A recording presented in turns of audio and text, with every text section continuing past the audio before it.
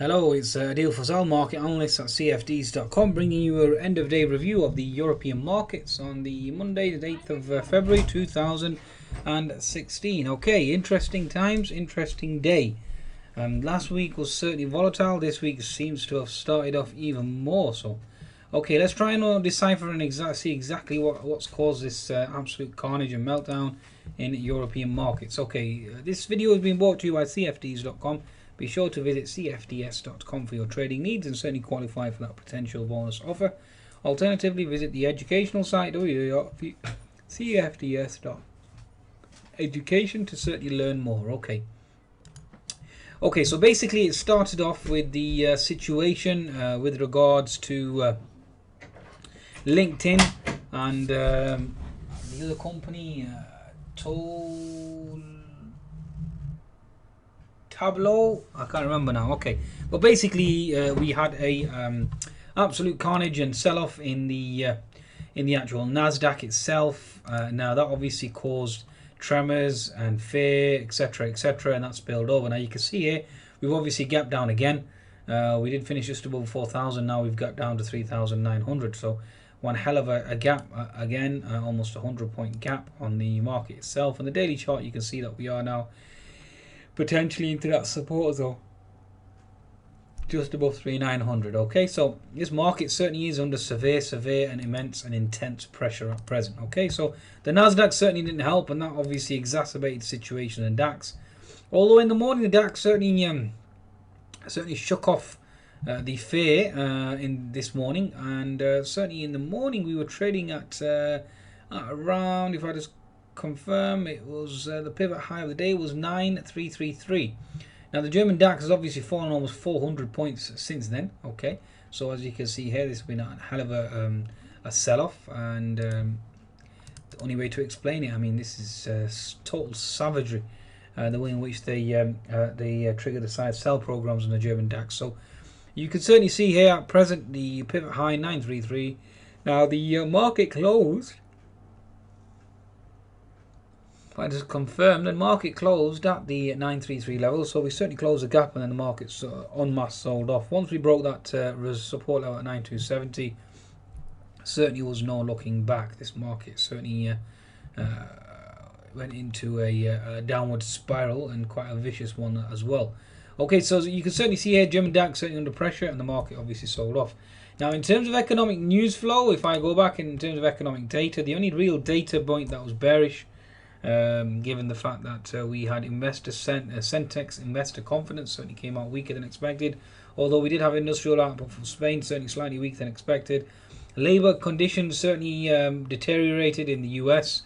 That certainly didn't help sentiment. Now that's all well and done, and that's fine, okay, but the market itself has been concerned more with regards to the banking sector. Now, if I bring up the chart, the financials, and I'll certainly explain why this carnage obviously has ensued. Now, if you look at the financials on the 10-minute chart, you can see it's been a vertical drop almost. Now, the financial sector certainly is under immense strain and immense pressure. Now, if I go back to a monthly chart, we can certainly try and locate exactly, or trying to locate a potential support zone. Okay, so we are approaching a support zone where previous resistance equals support. Now the risk of sentiment certainly obviously increased tenfold when Chesapeake was halted, and there were rumors of a potential bankruptcy, etc., so that certainly didn't help sentiment either. So the German DAX officially closes in bear market territory, trade down 21.1% from its November 30th 2015 high. Okay, so certainly isn't a good statistic if you're a bull. Okay, now the financials, again, it's all about financials, Deutsche Bank as well. If you bring up a chart of Deutsche Bank, you'll see that it's hit that multi-month support zone, and again it's in under immense pressure. So the financials basically have led the actual European sector markets down to a large extent. Now, where do we go from here? Okay, so with regards to Chesapeake, just to clarify, they have actually put out a statement saying that they are not going to seek bankruptcy and they are seeking restructuring. So the Deutsche Bank certainly has bounced. Credit Suisse has bounced. So basically the whole market in general has certainly bounced higher, okay, and shrugged off those concerns. Okay, so again, how do we interpret that now? So let's try and decipher this, okay. Now in terms of the FTSE 100, we certainly seem to have made a potential bottom or a double bottom here at the support zone at 6560. Currently has bounced to 6590 though, but the FTSE 100 is all about that double bottom support, okay. So all eyes on that 6560 potential support holding. The 60-minute chart, FTSE 100 at potential bottoming tail has held that potential support zone at the 6540, 6560, and it's certainly looking to hold and reverse that air from that zone. The 10-minute chart on the FTSE 100 to give you a better insight in terms of where we're going. Now the FTSE itself will need a quite an impressive thrust higher.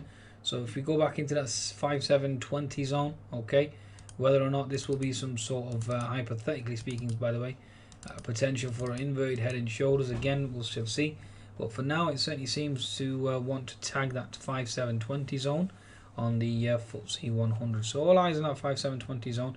If you break above, then you are aware the levels, the key level will be 5760 to surpass. Once we surpass that, then it's previous support equals resistance at 5790 and then obviously 5830. So those are two zones that we'll certainly keep an eye out for, and certainly keep a very keen eye out for.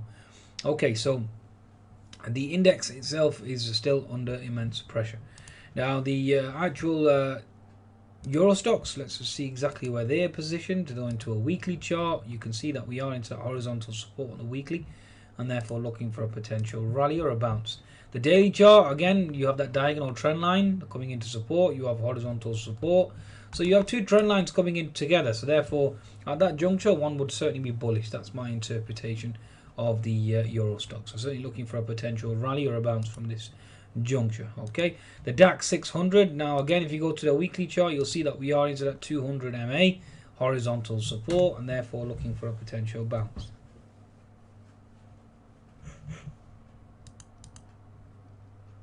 Daily chart of the German DAX, again that low diagonal trend line, lower lows, lower highs certainly do resume and certainly is dominant, but looking for a potential bounce. Now you have this expanding falling wedge pattern, so again certainly keep an eye on there.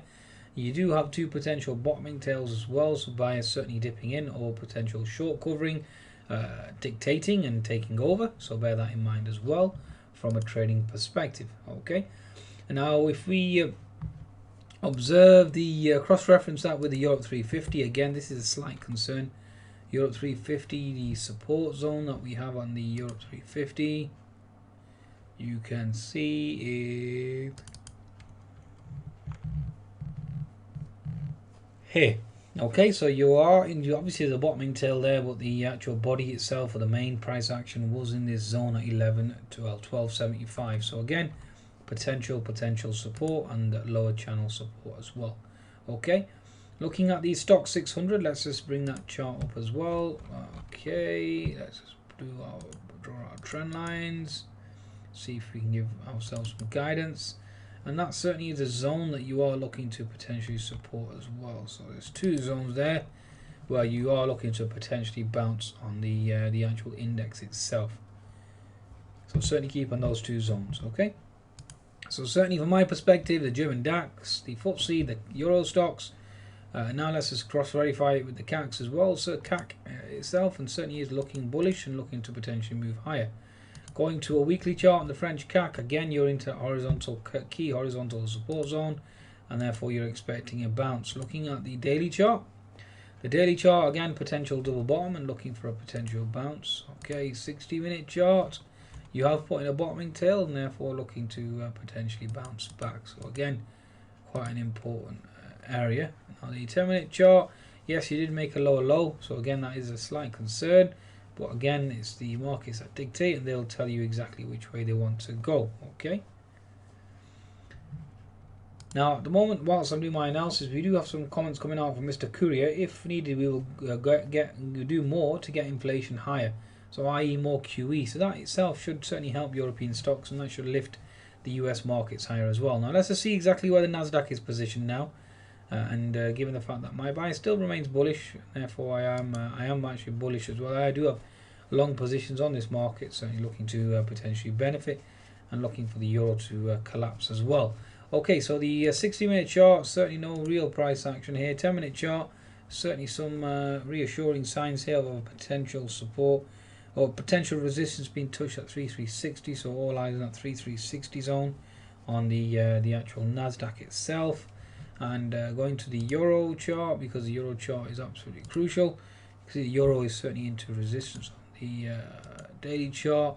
Now the 60-minute chart again has held resistance at that 1180 level, and therefore looking for a potential low again back down to that 1.1, and that obviously will help European equities as well, and obviously global equities too. So summation really is that these markets are severely oversold. They've baked in all the bad news, and therefore won't be surprised to see quite a impressive and a very powerful short squeeze rally. That's what I'm anticipating, especially with the Friday's jobs data certainly coming out impressively, and certainly is a harbinger of things to come in terms of the stronger fundamental news flow from the US. It certainly seems to be overblown, this sell-off, and it certainly needs to be rebalanced and recorrected. Okay, I think that's a market wrap. Be sure to visit cfds.com for your trading needs. Goodbye now.